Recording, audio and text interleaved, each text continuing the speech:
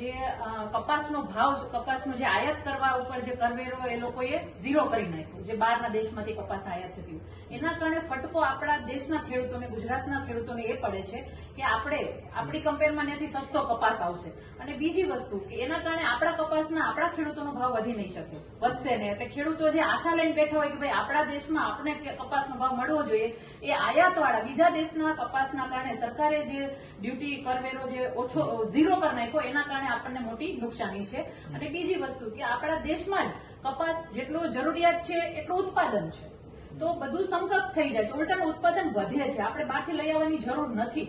તો આ બધાને લઈને આજે ખેડૂતોની કહેવાય કે કરોડરજ્જુ ઉપર આ નિયમ જે બનાવ્યો છે, જે રાહત આપી છે બીજા દેશના ખેડૂતો માટે, એના કારણે આપણા દેશનો ખેડૂત પાયમાલ થઈ રહ્યો છે.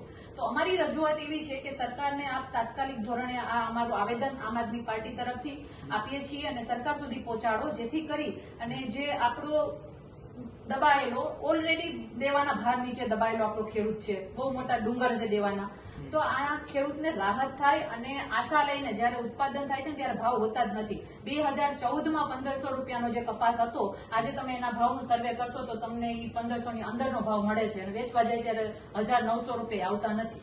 મણની વાત કરું છું.